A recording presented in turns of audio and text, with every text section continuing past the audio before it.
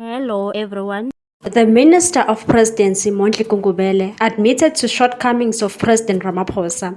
He said there is no longer any doubt that government has fallen behind in implementing priority objectives, which include eliminating poverty and reducing inequality by 2030. Mondli said this during a media roundtable discussion. The roundtable was held to discuss the biannual report on the progress, challenges and next steps for the department's implementation of current administration's medium-term strategic framework.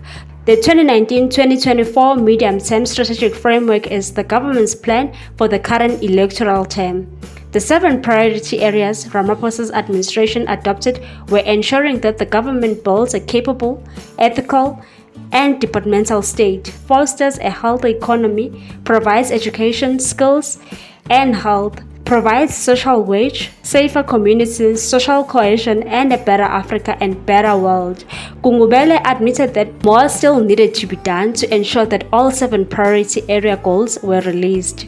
He added that no one was deceived into believing that the targets had been met. The government was not admitting to failure but looking at what we can do now to ensure that we meet the targets that we had set for ourselves. The DPME Director General Robert Nkuna attributed the government's failure to meet its targets to its lack of capacity and inability of its departments and clusters to work together. He said, "Everything that we do hinges on the ability and capacity of the government to deliver what we have committed to do."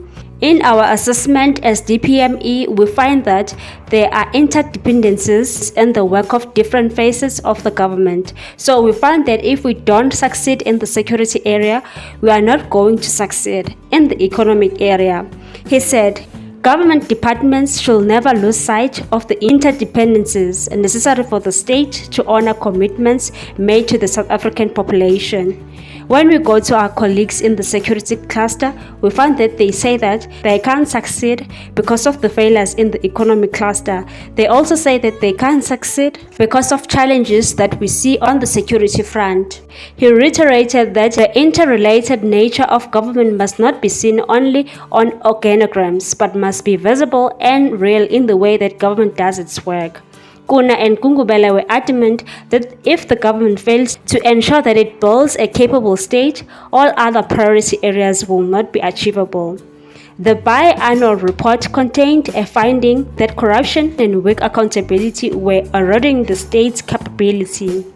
He also contained that Ramaphosa's administration failed to reducing inequality because the levels of inequality had stagnant at best and job creation wasn't bearing any fruit, with the unemployment having risen to 42.2%. Gungubele suggested that the government revises the department power producer procurement method to allow the consolidation of bid windows and reduce the lead time of getting additional energy to the grid. What's your take on this particular matter, people? Thanks for watching. Please subscribe for more news.